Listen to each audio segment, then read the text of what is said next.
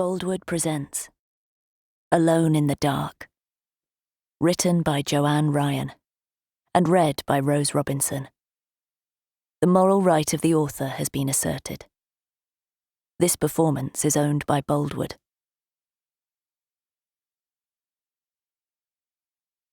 Prologue. Now. I'm going to die. The thought runs through my head on a loop, expunging every other conscious thought from my brain. Escape.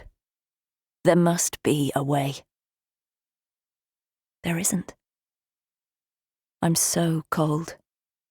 The biting wind whips my hair around my face, covering my eyes, my mouth. I pull it away and feel wetness on my skin. It's snowing. Perhaps it'll be a white Christmas. I wrap my arms tightly around my body, fumbling to pull my jacket sleeves over my fingers. I'm standing in the furthest corner of the rooftop, as far away as possible from the squat brick building that sits in the middle of it. Small and square, it houses the access to the stairwell. Double doors that open out onto the roof are opposite me, and at any moment he's going to step through them. I fleetingly considered hiding in between the huge heating pipes that snaked around one side of the rooftop. They rise out of the floor and run parallel to the roofline, but decided not to. Besides, being too easy to trip over, my feet would still be visible. He knows I'm here, so it's pointless to hide. He's chased me through every floor of this department store, and soon he'll burst through those doors, intent on ending my life. I was so confident I could outrun him as I raced up the escalators, so sure I'd find an emergency exit to make my getaway from the store. There must be a fire escape, I reasoned, stairs that I could use to get back down to the ground floor. I'd spotted the door marked staff tucked away in the corner as I'd raced through the china department, dodging around shoppers who'd tutted and glared at me with annoyed glances as I'd passed them. I shouldn't have been able to get into the stairwell because it had a keypad on the door, but someone had wedged it open with a cardboard box, so I took my opportunity and ran through, pushing the box out of the way and pulling the door closed behind me. How clever I'd thought I was. He couldn't follow me now. I was convinced I'd lost him. Only I hadn't. He's strong, much stronger than me. Seconds after I'd shut the door, I heard him on the other side as he battered against it. I knew it was only a matter of minutes before he'd get to me, and in my panic to get away, I ran up the stairs instead of down. Realizing my mistake, I turned to go back, but it was too late. With a crash, he was through the door and on my heels. So I ran, up and up. And now I'm trapped. I look around again, praying that in my panic I've missed another exit that offers an escape from this roof. There isn't one, of course, because no one comes up here except for the maintenance men, and why would they have another exit? I don't want to look down over the edge, but the brightly coloured lights from the shopping centre far below draw my eyes to them like a magnet. They stretch high across the square, twinkling prettily in the darkness, and the faint sound of Christmas carols carries on the wind. Or maybe I'm imagining it. My brain playing tricks on me. From here, the shoppers look like swarms of ants scurrying around. The last-minute panic buying has begun in earnest. A Christmas I'll never get to see. I'm sad about that, but much more than that, so very afraid. Will it hurt, the moment that I hit the ground below? Will death be instantaneous, or will I feel every agonizing second of it? As I plummet towards my death, will each millisecond seem like forever? I'm not brave. I never have been. I don't want to die, but it's inevitable. So make it painless. I pray to a God I don't believe in. Make it quick. Is this building 10 stories high or 8? I'm not sure. There are 4 retail floors, and I've spent a large part of my life shopping on them. This store has been here for as long as I can remember, a constant in this ever-changing retail environment. What are all the other floors for? Offices? Stockrooms? I've always assumed so, and I still don't know because all I've seen of them is the scruffy, cold stairwell. Not that it matters, 8 floors or 10. It's high enough to ensure my death. I hope. Lying half dead with appalling injuries would be worse than dying. What if I land on one of the shoppers below? Will I kill them too? As if it's not bad enough that I have to die, will I murder an innocent person in the process? A noise breaks through the howling of the wind, and I tear my eyes from the scene below to stare at the door. Is he here already? I've pushed a wooden mop through the handles of the doors that led onto this roof. It was sitting in a bucket nearby as I burst out there, running for my life. I'd felt a glimmer of hope when I saw it. A lifeline had been thrown to me. Was this an omen that at last luck was on my side? With a hoot of hysteria, I'd grabbed hold of it, sending the bucket spinning around like a top. Although I'd known the mop would only stall and not stop him, I'd thought it would be enough. That it would give me the vital minutes I needed to get away. Except that there is no escape. Nowhere else to run. No other way out. The only way off this rooftop is back through the door I came out of, or over the low wall that runs around the edge. The quick way.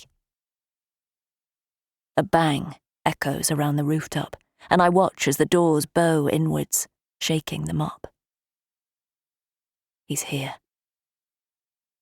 Maybe someone will hear him and come and help me, but I instantly banish the thought and hope that no one does.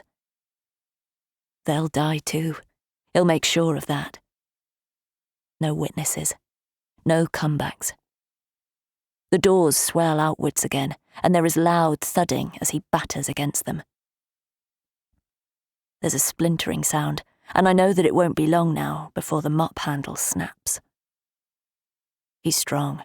A thin wooden pole won't stop him. I open my mouth wide, draw in a deep breath and scream as loud as I can, but the sound is snatched away by the wind. No one is going to hear me up here. No one can help me, and if anyone tries, I'll have signed their death warrant. But it feels good to scream. So I do it again, and as I do so, I wish I could go back in time. Return to that day. Change what I did. Relive that moment again and make it different. Make this not happen. Make it all go away.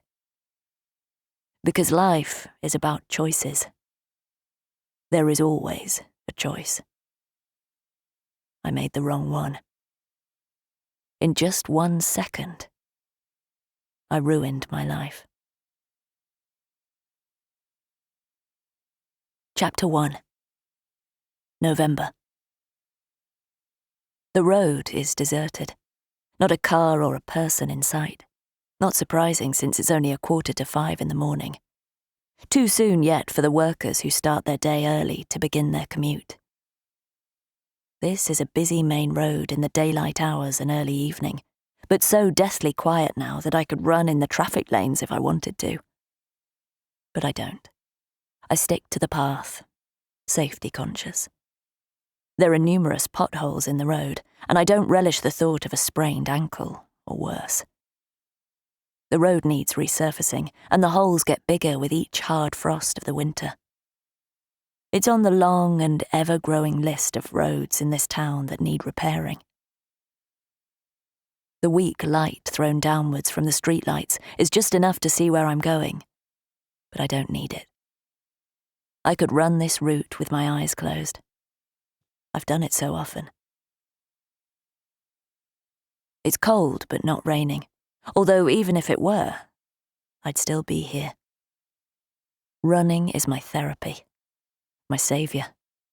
Without it, I wouldn't be able to function. It keeps me sane. Ish. I run when there is no one else around because I've no desire to meet other people. I want solitude, and mostly I get it, apart from the odd lone fox scavenging for food, or cats on their way home from their nightly prowls. Occasionally there'll be other people about, but if I see them first, I run the other way to avoid them. One morning, running later than normal as the sun was coming up, I saw a man racing through the scrubland on the edge of the estate where I live. He was completely naked, except for running shoes. I don't know who was more shocked, him or me. He stared over at me as he ran, faltering for a moment, a startled expression on his bearded face. Then he turned his head away, picked up the pace, and disappeared from sight. I've never seen him since. To the right up ahead is the road into the industrial estate. There's a path at the back of it that runs alongside, and although it's fenced off, there's a hole in the wire that I can squeeze through. I'm on the home straight, and the familiar rush of endorphins course through me at having nearly completed my run. Or perhaps I imagine it. It could all be in my head, that feeling. Whatever it is, it feels good. I need to feel good about something. Most people would be horrified at the thought of me running alone in the darkness, especially as I don't take my mobile phone with me. Why bother? If a mad axeman chooses to attack me, he's not going to wait patiently whilst I take out my phone and call the police to report him. A phone is an annoyance, the weight of it in my pocket, an irritation. Weirdly, I feel stronger without it. Braver, more in control. A test to myself that I'm not afraid. Not of running alone, anyway. Besides, I can outrun most people, man or woman, and if I can't, well, that's my fate. So be it. I'm almost at the turn of the industrial estate when a movement catches my eye from the left. I turn my head, expecting to see a fox or a cat. But it's a man. He's running at full pelt out of a side road. He's not seen me as he's ahead of me and doesn't so much as glance in my direction. He veers to the left, running up the road, past the turning to the industrial estate and continuing on towards the town centre. The glow of a street light illuminates him as he runs underneath it, and I'm surprised that he's not wearing joggers or shorts, but a suit. The jacket open and flapping as he runs, a tie flying over his shoulder like a scarf. His arms are punching the air, and his legs are pumping up and down. I stop in my tracks, thoughts of getting home forgotten. Something's not right. The sound of a car engine breaks the silence, and a split second later, a low, dark car comes tearing out of the road the man just appeared from. It comes to a brief halt in the middle of the road and, after a moment, turns and zooms off in the same direction as the man. He's still running fast, but the car eats up the distance between them in seconds. As my brain tells me the car will stop, the other part of me knows that it won't. I know what's going to happen, and there's nothing I can do to stop it.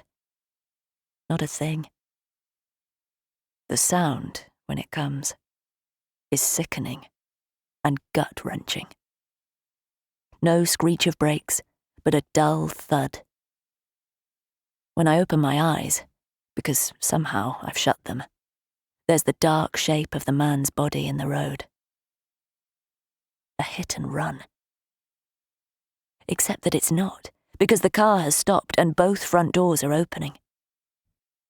Through the darkness, I make out two figures getting out of the car. Men, judging by the size of them. I breathe a sigh of relief. They're going to help him, call an ambulance and deal with everything. I won't need to get involved. They lean over the man, oblivious to me watching them from the shadows, and it dawns on me that of course I'm involved. I'm a witness. I saw it happen. I'll have to make a statement to the police. One of them kneels down, and although it's too dark to properly see, I guess he's checking the man over to see how badly injured he is. After a moment, he straightens up and walks over to the car, the second man following him. Perhaps he's getting a blanket for him to make him more comfortable until the ambulance arrives. If he's still alive. My conscience tells me I should go and help, but my feet are rooted to the spot. What can I do, anyway? I have no medical knowledge, only the vaguest memory of a first aid course that I was forced to attend at work many years ago. Still, I should go, tell them I'm a witness. Offer help. Do something. My brain refuses to obey. The sound of the car doors slamming breaks through my thoughts. The men have got back into the car. It pulls slowly away. No screeching of tires this time, but quietly, without urgency. I begin to jog towards the car, but it's already far from me, gathering speed as it drives off, unaware of me watching as it disappears up the road. I try to make sense of what I've just seen, and the only thing I can imagine is that they've panicked. They've knocked a man over and are trying to get away because if they stay, whatever happens next isn't going to be good for them. They don't want to be here when the ambulance and police arrive. They're totally unaware that there is a witness to the accident, although what can I actually tell the police? I couldn't describe the men or the car. I jog towards the man in the road, selfishly wishing that I'd not seen this occur. 1 second later, and I wouldn't have been here. I'd already have turned into the industrial estate, and if I'd heard the car, I'd have ignored it as unimportant. I'm immediately disgusted with myself, and I pick up my speed, determined to get to the man and help him. It's the least I can do. As I draw near, I see he's not moving at all. He's lying on his back, one leg twisted awkwardly underneath him at an unnatural angle. It must surely be broken. I kneel down next to him on shaking legs, the grit on the road digging through the thin nylon of my leggings. My breath comes in ragged, panicky gasps as I try to remember how to do CPR. I move slightly to one side so that what little light there is falls on him without me blocking it. For a moment, he seems to be looking right at me, and I'm about to ask him if he's okay when I realise that, although his eyes are open, he can't see me. He's dead. They knew that, the men in the car. That's why they've run. They could have been drinking, and the driver is over the limit. Maybe it's a very late-night session gone wrong, although that would be some session to go on until 5 in the morning. And why was the man running? Why were they chasing him? I stop that thought before it can take hold. Wild theories won't help. I need to concentrate and decide what to do. I can't help him, but I need to call the police. Tell them there's been a hit and run, because they might not have rung for an ambulance. But I don't have a phone. For the first time, I recognise the stupidity of running without it. What if I'd had an accident or fallen over and injured myself? There must be a telephone box around here somewhere. They're still around, aren't they? Even though the whole world owns a mobile phone. I think back over my route and try to remember if there's a telephone box. I usually run in a rough circle, out of the estate onto the main road, and on the way back, through the industrial estate, past the 2 blocks of flats beside the scruffy, run-down pub, and the small block of shops with flats above. There's a mini-mart there, a newsagent, a betting shop, definitely a cash point, and a telephone kiosk. I see it in my mind's eye, on the brick wall outside the mini-mart. The corner facing the flats. Is it really there, or am I imagining it? There's only one way to find out. If it's not there, I'll continue running until I reach home, and then I can use my mobile phone instead. I peer down at the man again. He looks dead, but is he? He's young, probably around my age. There's no blood on him that I can see. His white shirt has no marks on it, and his tie is still tied in a knot, the bright stripes on it standing out in the dim lighting. Although, when I screw my eyes up, I think I see a darker shadow on his hair at the side of his head, as if it's wet. I quickly look away, afraid to look again because it could be blood. Or just a shadow. What if he's just unconscious and could be saved? Are people's eyes open when they're unconscious? I don't know. I wish I knew. I wish I weren't so stupid. I pick up his hand. The skin is warm and dry. That's a good sign, isn't it? I place my fingers around his wrist, but I honestly have no idea what I'm doing, with only the vaguest idea where to find his pulse. I consider putting him in the recovery position, because aren't you supposed to protect the airway? I look down at him and he stares back at me. I don't think he's breathing. But what if he is? What if he's alive and I move him and he has a spinal injury and I make it worse? What if, because I move him, he's paralysed for life?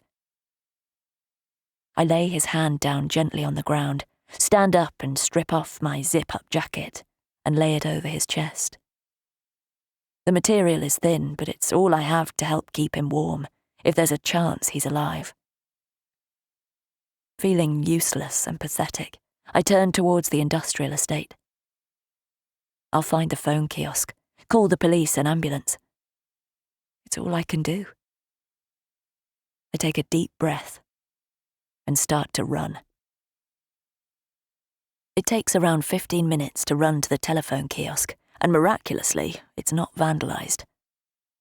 I experience a moment of panic when I realise I have no money to make a call, and then remember that, of course, I don't need money to call the emergency services. "Fire, police or ambulance?" the woman asks when I get through. I'm flummoxed for a moment, panicked, not knowing what to reply. She repeats the question, and I wake up and tell her ambulance and police. She asks me if I can stay with the casualty, and I tell her I've had to leave him alone to find a phone box. I feel guilty when I say it, because I've deserted him in his hour of need. I ask her if someone has already reported the accident, wondering if the men in the car might have. She doesn't answer. She takes the details and I tell her I'll go back and wait for the ambulance, but that I think he's dead. She asks me why I think that, and I tell her his eyes were open and he didn't look as if he was breathing.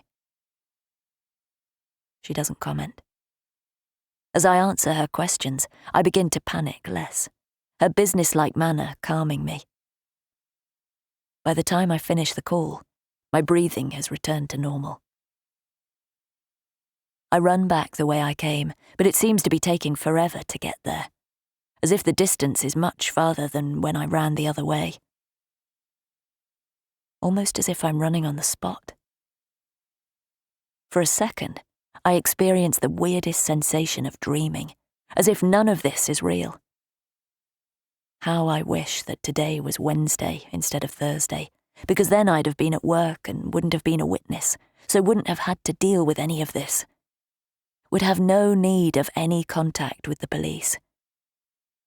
Again. Stupid, selfish thoughts that make me feel even worse because I'm making this all about me and not the poor man who's been hit by a car. At last, I reach the corner of the industrial estate. It must be around 30 minutes since I left him, and that's a hell of a long time when someone is injured. As I turn right towards the street where he's lying, I see flashing blue lights, and the relief is so immense that I need to stop for a moment to catch my breath. They're here already. He's no longer my responsibility. Whether he lives or dies now is nothing to do with me. Chapter 2. As I jog closer, I see that the flashing light is not an ambulance as I first thought, but a police car. It's parked across the road, blocking it, which is sensible because people will be starting their commutes to work soon, and the man in the road could potentially get run over again. It's dark, and a car would be almost on top of him before he was seen. A horrific thought hits me. What if that's happened? What if he was alive when I left him, and an innocent motorist came along and ran him over because they didn't see him?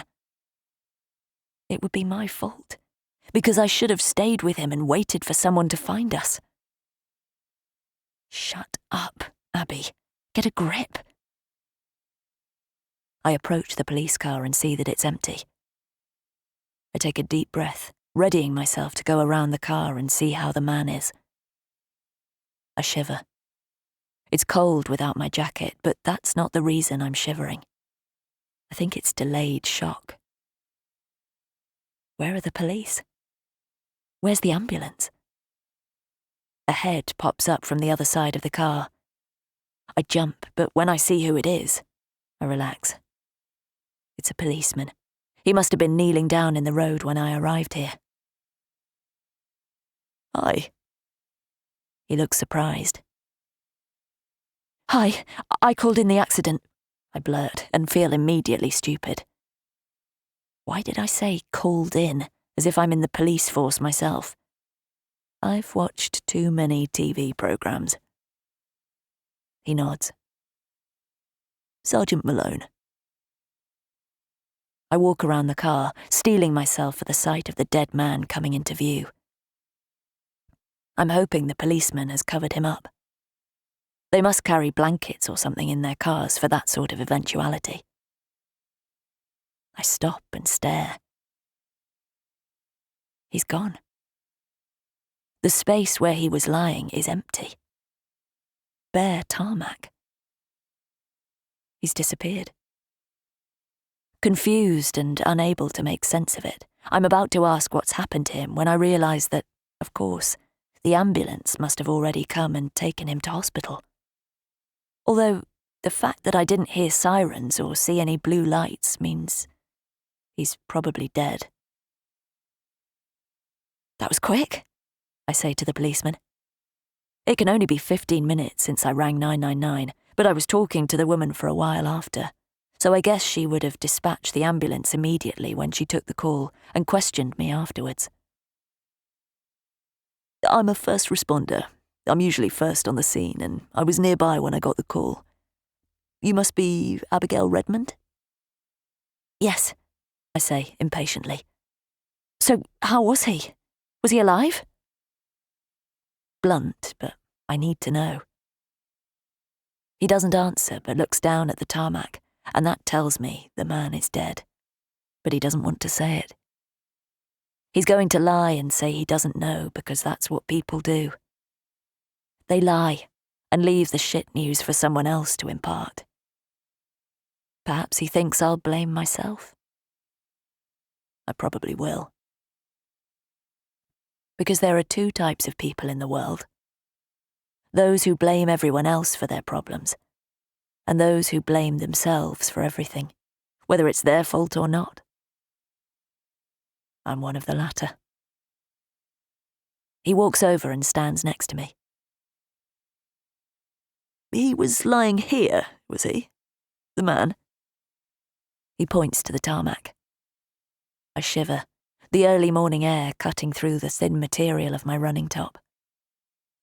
I remember my jacket. The ambulance crew must have taken it to the hospital with them. I'll buy another one. I'm not going to go and ask for it back because how mercenary would that seem? Do I even want it back? He hasn't said if the man is dead or not, but it doesn't surprise me. The police like to be the ones asking the questions. But shouldn't he know where he is if he was the first responder? Whatever that is. Yes, just there. He came running out of that road. I turn and point to show him. And he came up here, running hell for leather, even though he was dressed for the office and not exercise. Then, a minute or two later, a car came tearing out of the same road and ran him down. He nods, studying the ground. The radio attached to his stab vest suddenly bursts into life, and he reaches up and presses a button, mutters something into it, and then presses the button again to silence it. Can you describe the car? Not really. It was dark. Darker than it is now. And all I can tell you is that I thought it was a low-down sort of car. Sporty, fast. At least that was my impression for the few seconds I saw it, because of the height of it, but more than that, I can't tell you. And the car stopped? Yes. I thought they were going to help him, give him mouth-to-mouth or whatever, but they didn't. 2 people got out. Men, judging from the size of them. They walked over to him, stood over him for a minute, and then got back in the car and drove off. Did they call an ambulance? He shakes his head. No call from them. You were the only person to call it in. That's awful. If he's dead, that's murder. Or manslaughter, at least. Was the man conscious? Did he say anything? He asks. No, he didn't speak. I'm not sure if he was conscious or not. It was darker then, and I thought he was looking at me, but maybe I imagined that. I put my tracksuit jacket over him to try and keep him warm, and then ran to the phone box. And what time was that? I look at my watch and realise that I should have checked exactly when it happened. It would be helpful for the police checking traffic cameras and stuff on the nearby motorway. I'm shocked to discover it's almost 6 o'clock now, and then I realise how much lighter the sky is. Traffic will be starting to come along here at any minute, unless they've blocked it farther down to make it detour around the estate. They do that quite often, even though it annoys the hell out of everyone. It took me about 30 minutes to run to the phone box and back, so somewhere between 5:15 and 5:30, I'd say. And you run this route often, do you? Early in the morning? 3 times a week. When I run in the day, I use a different route. A quieter one. He purses his lips slightly, and I sense disapproval. There may not be any. It could be my imagination, because I often feel disapproved of, even when I'm not. And you don't carry a mobile phone with you? What about a panic alarm? I forgot my phone. I lie. I usually have it in my pocket. Okay. Well, we'll need you to make a statement. I nod. You can come to the station or someone can go out to your house, but it won't be for a few days. You'll be contacted. He smiles, and I'm relieved. They'll come to me. There's no need to go inside that police station again. You didn't answer my question, though, about how he is. I'm guessing it's not good because I didn't hear any sirens. He can tell me. Now he has all the information he needs. Although I've already given all these details to the call handler, but I suppose he has to hear it from me. The ambulance never came. I cancelled it, he says. I stare at him in confusion. What? Why? There was no casualty here when I arrived. Whoever you saw get hit by the car wasn't as badly injured as you imagined, because by the time I got here, he'd gone. I thought he was dead. I was sure he was dead. but he wasn't. What a massive relief it was when I heard the officer's words. No more feeling guilty for doing the wrong thing, for leaving him, for having no idea about first aid or what to do. In the time it took me to run to the shops, make the call and run back, he managed to get up and leave. Cameron, the policeman, was patient and kind. He gave me a lift home in his car, although I told him I was fine to run back the way I'd come. He insisted on driving me, said that what had happened probably hadn't hit me yet. He said that although the man was able to get up and walk away, I'd witnessed a hit and run and shouldn't underestimate the shock I'd suffered. It took a while for it to sink in because I'd honestly believed he was dead. He obviously wasn't, but even so, that car hit him. A ton weight of metal smashed into him and, okay, he somehow survived it, but walk away? His leg looked broken, the way it was bent underneath him. But even if he could get up, why would he walk away? He'd just been mown down and left for dead. Why wouldn't he report it or at least get checked over at the hospital? I said all this to Cameron and much more, and as I said, he was very patient and explained that things aren't always what they seem. Sadly, he said, he'd been to many road traffic accidents and found casualties without a mark on them who had died, and others where people had miraculous escapes from seemingly impossible situations and injuries.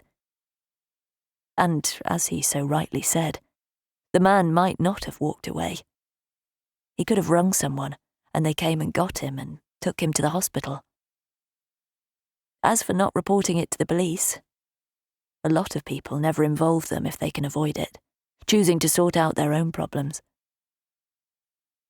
The accident and emergency department at the hospital routinely inform the police of any suspicious injuries, be they stab wounds or RTA injuries, so if the man should seek any sort of treatment, the police would soon be informed. I told him that the man's eyes were open. He had looked dead. Cameron nodded and smiled and said, "But it was dark, wasn't it?" The smile took the sting out of his words. He was right, though. I had had to lean to one side to see the man's face because only the feeble light from the streetlight was shining on him. The lampposts are so tall that any illumination is pretty dim by the time it reaches the ground. His eyes could have been closed. They must have been closed. My own eyes were playing tricks on me, my panic and hysteria at what I'd seen distorting my reality. Before I got out of the car, Cameron said he'd be in touch in a few days to arrange for someone to come and take my statement, and I thought then, I hope it's him. Because he was so nice, and he was about my age and so easy to talk to. Good looking, too. The man who got run over wasn't dead, so it didn't seem disrespectful to be wondering. And Cameron's probably nice to everyone, but it was good to talk to him, and him being a policeman, well, I was safe with him. So, yeah, I hope he comes back. Chapter 3. I'm keeping out of her way. She's got a right mare on. Sally pulls a face and rolls her eyes. For a youngster, she's a right misery. Teenage temper tantrums. I smile at her conspiratorially and we giggle guiltily. She's talking about our supervisor, Kelly. In her early 20s and super keen to get on, as Sally puts it, she behaves as if we're children and she's the teacher.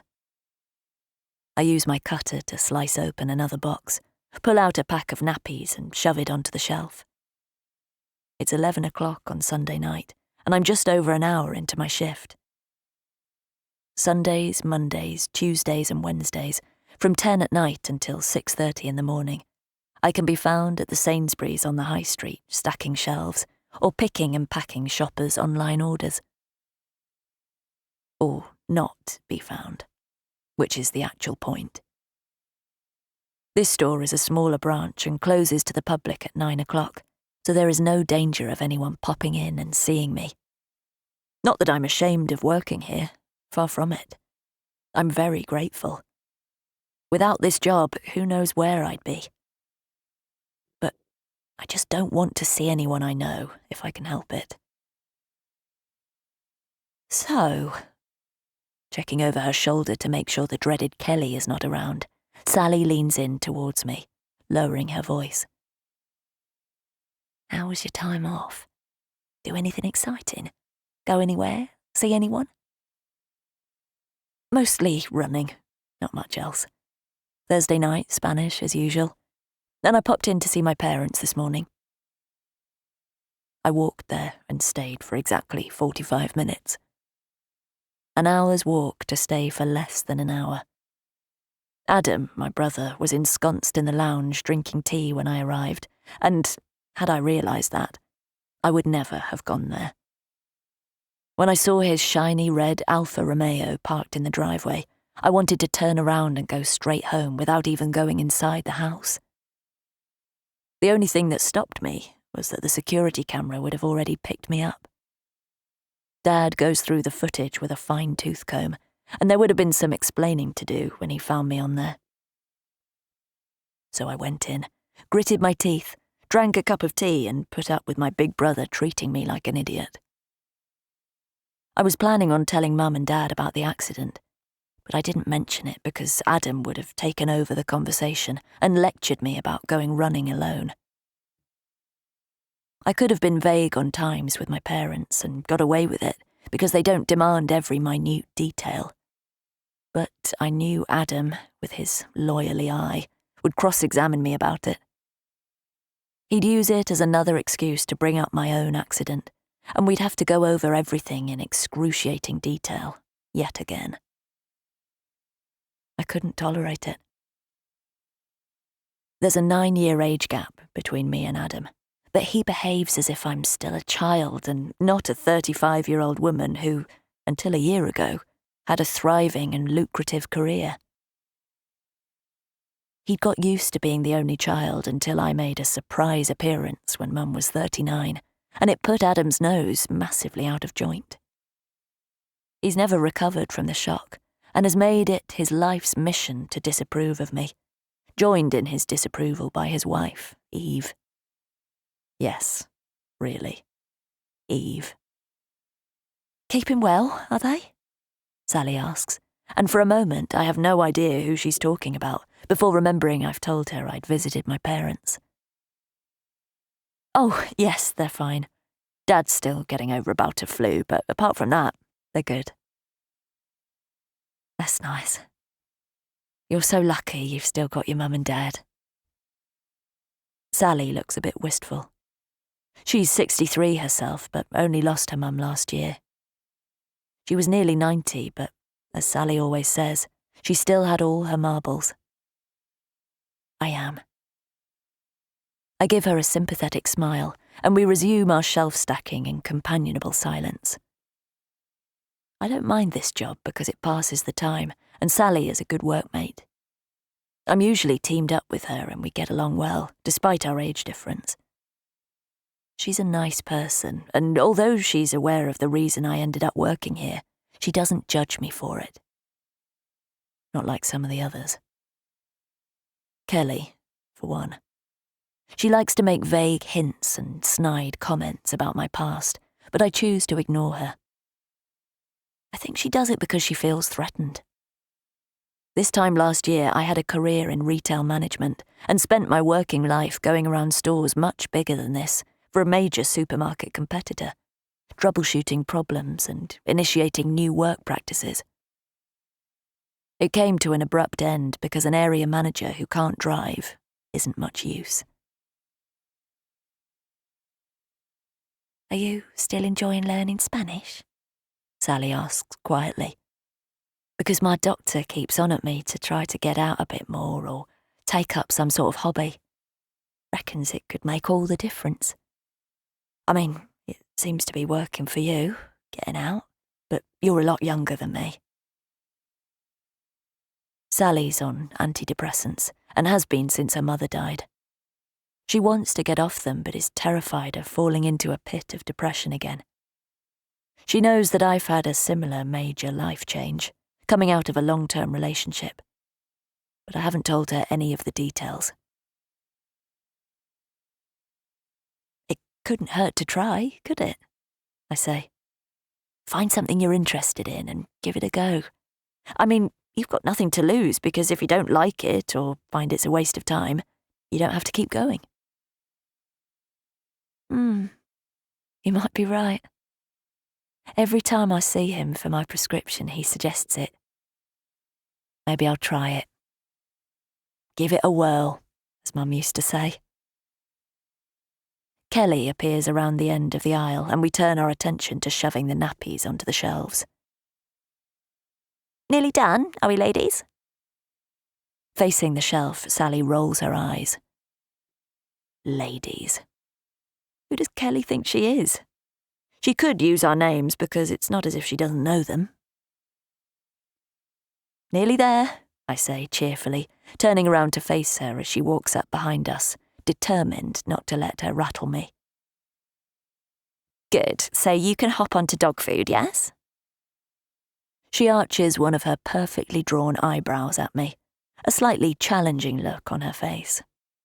There's a delivery in that needs shelving. Immediately. Hopping now. I push the bag in my hands onto the shelf in one swift movement and head around to the next aisle, leaving Kelly standing there. As I turn the corner, I mutter woof woof under my breath, and I hear Sally giggle. God, I'm so childish sometimes. My alarm goes off, and I pull up my eye mask and squint into the half-light. Heavy curtains cover the windows, letting only the faintest of light filter through. I'm lucky that despite working shifts, I rarely have trouble sleeping in the daytime. My alarm is always set for 3 o'clock in the afternoon on the days I work, and although it's daylight now, it'll be getting dark again in about an hour and a half.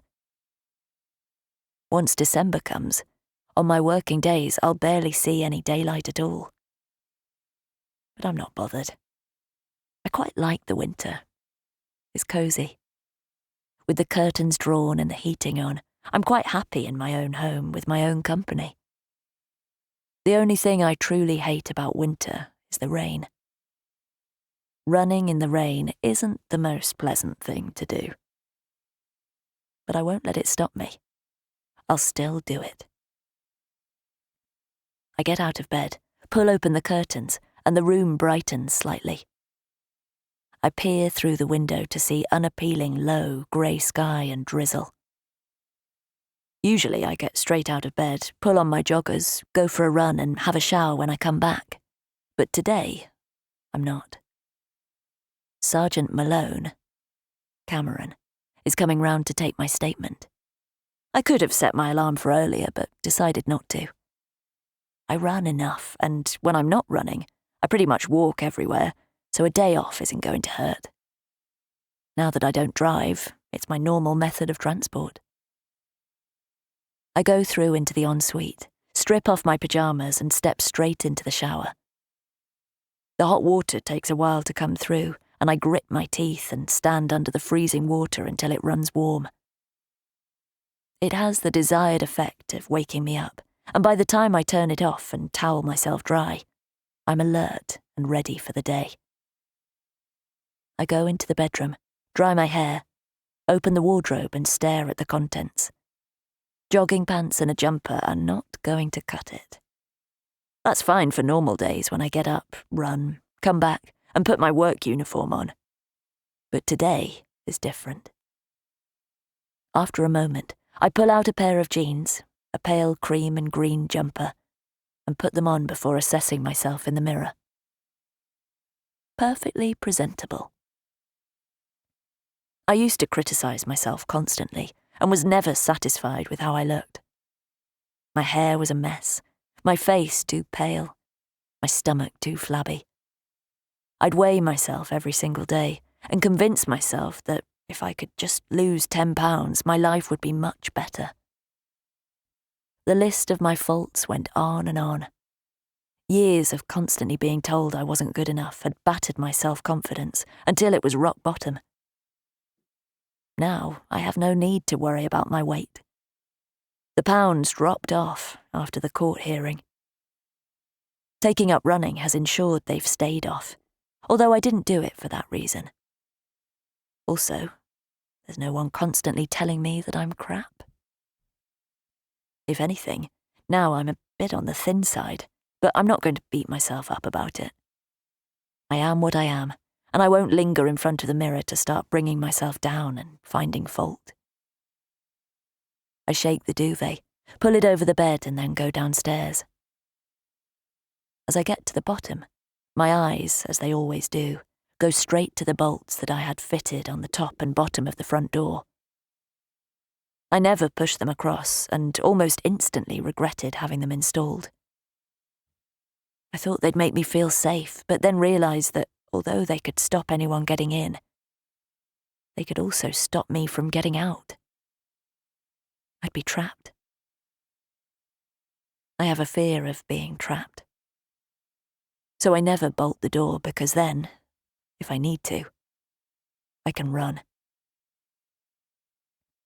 I go into the kitchen, flick the kettle on, and drop 2 slices of bread into the toaster. I've no idea how long this statement thing is going to take, so I'll need to pack something extra in my lunchbox to eat later tonight. The appointment is for 4 o'clock. Surely this won't last any longer than 2 hours. If it does, I'll have to tell him I've got to leave for work at 6. After I've eaten and cleared the debris away, I loiter around the lounge window, and at 4 o'clock exactly, a police car pulls up outside. I imagine the curtains twitching from the other residents in the street. This house is the only rental property around. All the others are owner-occupied, and I consider myself fortunate to be living here. The house belongs to my best friend Mel's dad, who's doing a buy-to-let as an investment for his pension pot. If he weren't renting it to me, I'd be living back home with Mum and Dad. The house is bigger than I need, 3 bedrooms, but the rent is reasonable as there's no agent involved, and it's not far from town, which is a bonus. If I were renting through an agency, I'd have had to declare my conviction for drink driving. With rentals as scarce as hen's teeth in this town, they can pick and choose their tenants, and I wouldn't have stood a chance once I'd put that on the form. The police car door opens, and I'm relieved to see that it's Cameron who's come to take my statement. He rang me to arrange the appointment, but I still had a fear.